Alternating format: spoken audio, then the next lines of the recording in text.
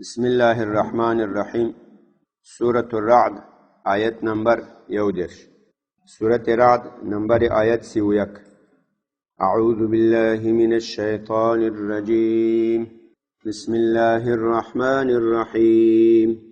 ولو أن قرآنا سيرت به الجبال أو قطعت به الأرض أو كلم به الموتى بل لله الأمر جميعا أفلم ييأس الذين آمنوا أن لو يشاء الله لهدى الناس جميعا ولا يزال الذين كفروا تصيبهم بما صنعوا قارعة أو تحل قريبا من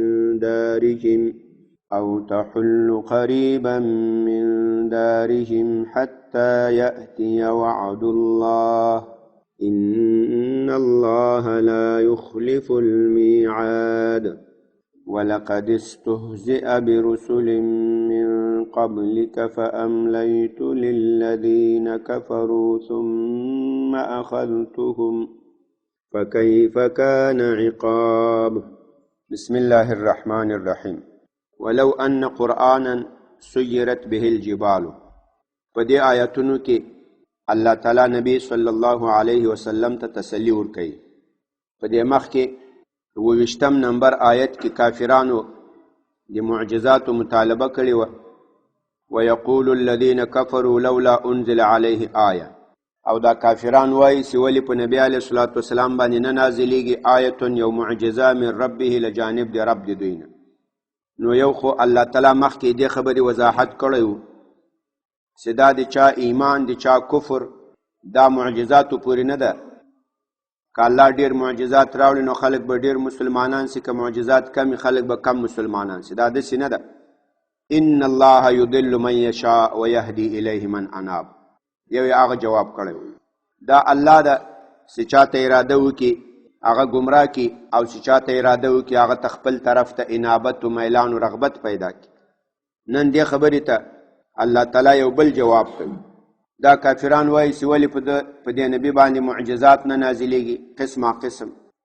موږ ورته وایو چې د مکې غرونه لرې که، خو دا د دی موږ ته لرې کې کانه موږ به په دې ایمان راوړو.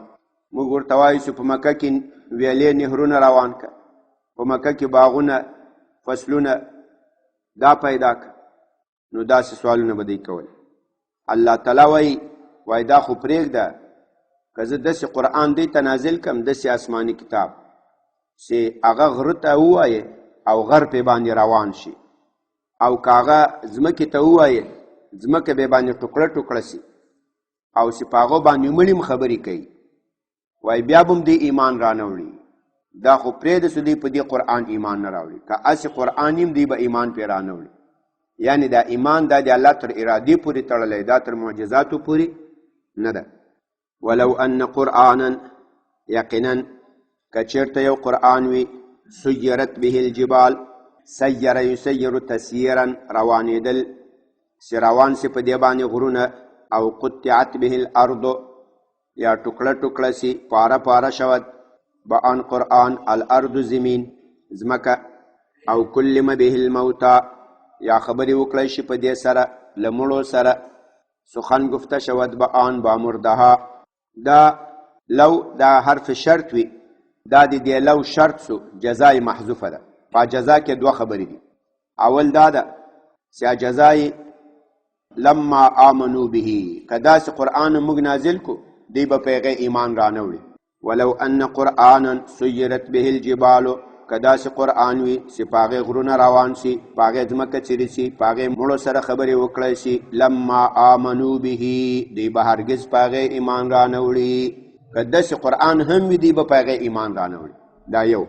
ولو ان قرآنا، که چېرته وي یو داسې قرآن چې په هغې غرونه روانېږي او ځمکه پې څیرېږي او د هغو سره په مړو خبرې کېږي، لکان هذا القرآن، نو هغه به دغه قرآن وي. که داسې قرآن وي چې په هغې باندې غرونه روانېږي، هغه به دا قرآن وي. که په هغې باندې ځمکه څیرېږي، هغه به دا قرآن وي. که په هغې سره له مړو سره خبرې کېږي، هغه به دا قرآن وي. نو دا قرآن داسې معمولي کتاب نه ده که یو کتاب وي او هغه کې دومره تاثیرات وي هغه به په دې قرآن کې او په دې قرآن کې ستم بل لله الامر جميعا. دا د دې مزید تسلی نبی اسلام تور کوي. یا رسول الله د دې فرمایشونو خیال مساته، د دې فرمایشونو ته کومه توجه مکوه چې ولې داسې معجزه نه نازلېږي، ولې داسې که داسې قرآن نازل هم سي دی ایمان نه راوړي. ولې نه راوړي؟ بل لله الامر جميعا، ټول فیصله دا الله ته دي. الله سي چا د ایمان فیصله کړي هغه ایمان راوړي، سي چا د ایمان فیصله نه کړي هغه ایمان نه راوړي. اوس ابوبکر صدیق رضی الله تعالی عنہ هغه له سر له نبی اسلام نه معجزه نه د غوښتلي. ابوبکر صدیق له نبی علیه الصلاة والسلام نه د هغه په رسالت او په نبوت کې له هغه نه بالکل معجزه نه غوښتله، او چې نبی اسلام به څه خبره وکړه دوی به یقین و باور پې کول. ابوبکر صدیق د نبی اسلام پخوانی ملګری و. د نبی اسلام له رسالت له نبوت نه مخکې د ابوبکر صدیق ورسره انډیوالي وه. نبی اسلام یې پېژندل چې دا دروغ نه وایي، دا دوکهباز او چالباز نه ده. نو چې هغه څنګه د نبوت خبره وکړه د تصدیق وکړه دا رښتیا وایي، دا وایي ما ته معلوم ده. بس د الله فیصله شوې وه. ابو لهب د نبی اسلام تره ده، نبی اسلام یې وراره ده، او نبی اسلام چې کله پیدا شو ابو لهب د نبی اسلام په خوشخبری کې یوه وینځم آزاده کړه. یک کنیزه کم در خوشخبری برادرزاده خود نبی علیه الصلاة والسلام آزاد کړ. د الله اراده ورته نه وسوي، هغسې لوی کافر و. بل لله، بلکې الله لره ده فیصله د هدایت او د ګمراهي جمیعا ټوله. افلم ییأس الذین آمنوا ان لو یشاء الله، مزید تسلی ورکوي الله تعالی مومنانو ته، نبی علیه الصلاة والسلام ته، چې آیا دا مومنان لا اوسم له دې مایوسه نه دي چې که الله تعالی اراده کړې وای چې ټولو خلکو ته هدایت وکړي هدایت به کړی وای، خو معلومه ده د الله اراده دا نه ده راغلې. افلم ییأس، ییأس په دې کې دوه تفسیر راغلي. یو چې دا مثال یایی کې محمود العین یئسا ییأس یأسا فهو یئس مایوسه ناامیده، لکه موږ تاسې وایو زه نور له دې کار نه مایوس یم، یعنی ناامیده سوی یم، تمې مش کېدلي. افلم ییأس، آیا مایوسه نه دي، ناامیده نه دي هغه کسان چې هغوی ایمان راوړی ده له ایمان دي کافرانو، دی لا اوس هم نه دي مایوسه. نور باید دا مومنان ذاتي له دې خبرې نه تمه وشکوي چې دا کافران به مسلمانان سي، دا نه مسلمانېږي. لو یشاء، یقینا که الله تعالی اراده کړې وای لهدی الناس جمیعا، الله به هدایت کړی وای ټولو خلکو ته. دویمه معنا یې کړې ده د ییأس په معنا د یعلم، الم یعلم، او دا د نخع د قبیلې دا نخعي سي ورته وایي، لکه ابراهیم نخعي د نخع د هغو قرائت ده، د هغو لغت ده. یأس په معنا د علم سره. افلم ییأس، آیا نه پوهېږي هغه کسان چې هغوی ایمان راوړی، دا مومنان په دې نه پوهېږي؟ که الله اراده کړې وای چې هغه خلکو ته هدایت وکړي نو ټولو ته به هدایت کړی وای. مومنان په دې نه پوهېږي. ولې نه پوهېږي؟ مومنان په دې یقین و باور لري چې هر څه د الله په اراده کېږي. چې چاته د ایمان اراده وکړي هغه ایمان راوړي، چې الله چاته اراده د ایمان نه یې کړي هغه بیا ایمان نه راوړي.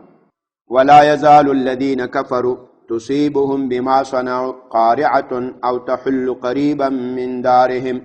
نبی علیه الصلاة والسلام ته مزید نور تسلی پسې ورکوي چې ای نبی علیه الصلاة والسلام دا کافران به همیشه همداسې وي، په دوی باندې د دوی په شاوخوا باندې به په دوی باندې آفتونه مصیبتونه نازلیږي په سبب د اعمالو د دوی، تر دې چې الله تعالی د دوی نهایي فیصله وکړي او دا ختم کړي. د جزیرة العرب نه بیخي کفر ختم سي.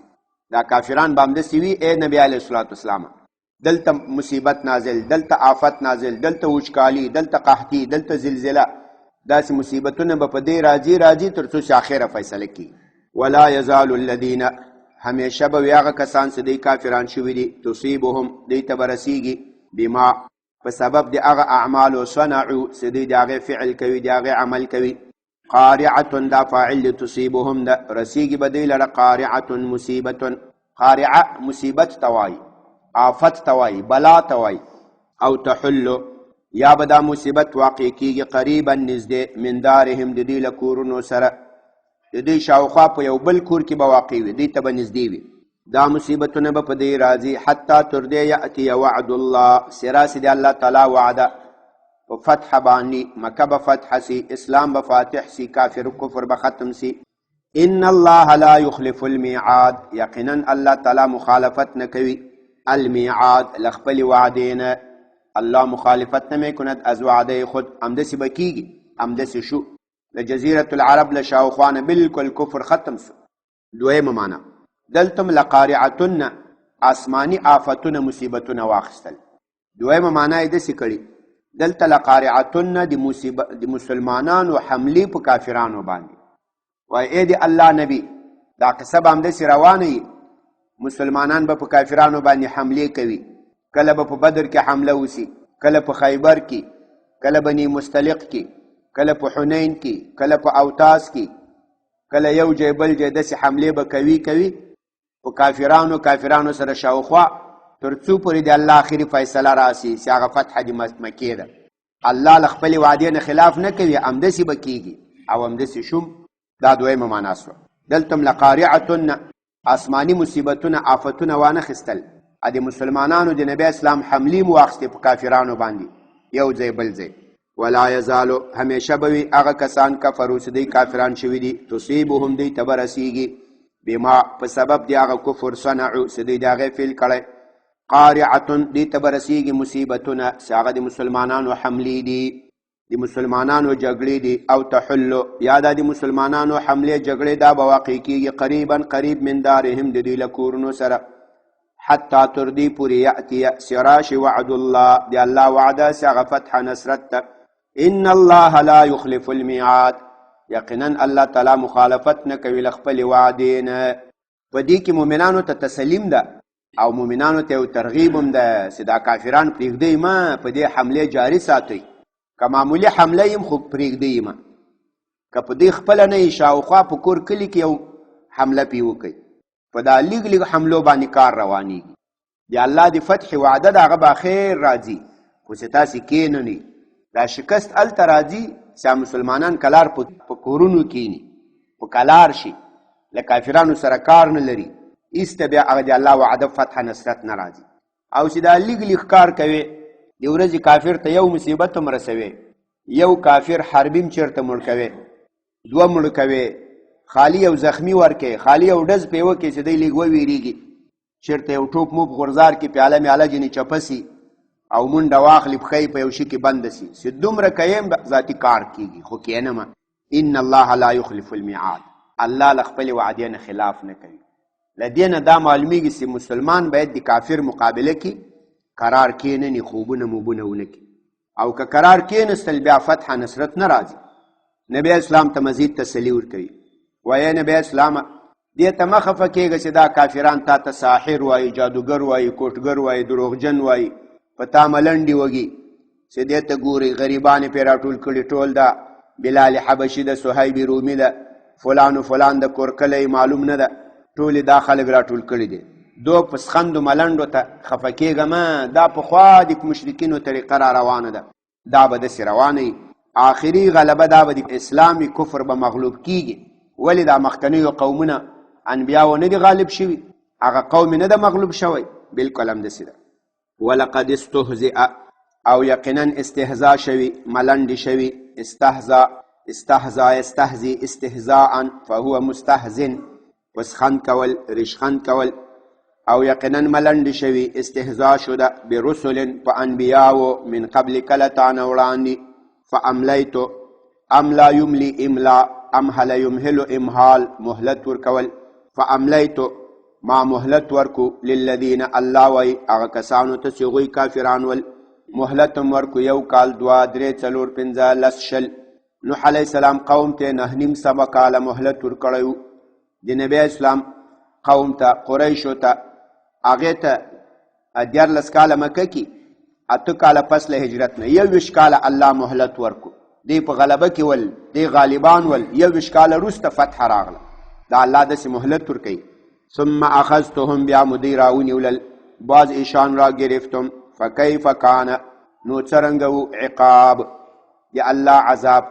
عقاب کې دا کسره سي ده، دا له وجې د یا د متکلم نه پاته ده. فکیف کان عقابي، نو د ما عذاب په دی څنګه و. دا هغه استفهام تقریري ده، یعنی نور ذاتي ته خپله اقرار وکړه. دا لکه مثلا اس یو وضاحت کوم، د تا چیرته له تا له چا سره لانجه سوي او زه پې راغلی یم هغه سړی مې سم برابر کړی نو تا ته وایم ودې لیدل پرون هغه سړی مې څنګه برابر کو چې تو برت برابرش کردم نو هغه تا لیدلی ته وایي ولا بالکل خوند دې پې وکړو نو اوس هغه عذابونه خو موږ لیدلي چې په فرعونیانو په سمودیانو په عادیانو الله نازل کړي فکیف کان عقابي ما عذاب څنګه و په دې باندې یا الله ډېر سخت عذاب و هغه موږ ته معلوم دي ویلیم دي نو دا مسلمانانو ته نبی علیه الصلاة والسلام ته ټولو ته لو تسلي سوه سړی باید د کافرانو د دې خبرو د هغو د استهزاګانو لکه دا نن سبا سې کوي په نبی علیه الصلاة والسلام پسې په دین پسې په دې پسې د دې سړی باید ډېر دې ته په اصطلاح په سوچ و فکر نشي دا پخواني قصې دي دا را روانې دي مسلمانان باید له خپل عمل کرد نه په کلار کېنني هغه باید د دې له مقابلې نه قرار کېنني هغه باید مقابله جاري وساتي په دې باندې حملې وکړي خپل نظم و تنظیم و ترتیب برابر کړي خپل نظام غم وکړي په دې باندې حملې وکړي دې ته ضرر ورسوي په دې باندې مصیبتونه نازل کړي اخر فتح نصرت دا د الله تعالی راځي او که ته کښېنې د دې د استهزاګانو سوچونه فکرونه کوي عمل نه بیا به نو داسې ایسي ورځ په ورځ به اسلام په شا روان او خلک به د کافرانو له دې نه متاثره وي هغه به وایي چې ولا دا ده وګوره دې خوا ته هېڅوک نه مقابله کوي نه دا کوي بس کار څه بس همدغه دي لکه دا نن سبا بس الله دې مسلمان ته هدایت وکړي سبحان ربك رب العزة عما يصفون وسلام على المرسلين والحمد لله رب العالمين یا الله ته د قرآن کریم دا ترجمه او تفسیر خپل حضور کې قبول و منظور کړي که څه زیادت و نقصان شوی ته موږ ته معافي وکړي په حاضر مجلس باندې فضل و رحم وکړي یا الله څوک چې د تا د دین خدمت کوي هر چېرته وي هر څوک وي یا حافظ ناصر مددگار شه مجاهدینو د اسلام یا الله ته حافظ ناصر شه بندیان د اسلام په خیر او عافیت سره کورونو ته راولي د موږ مشران په حق باندې ثابت قائم دائم وساتي د کافرانو د چلونو د فریبونو مقابله کې یا الله خصوصي الهامات ورته وکړي خبرې د موږ د مشرانو مضبوطه محکمه کړي په شریعت په حق باندې برابر کړي په حاضر مجلس باندې فضل و رحم وکړي دنیا او د آخرت نیکیم نصیب کړي وصلی الله تعالی علی خیر خلق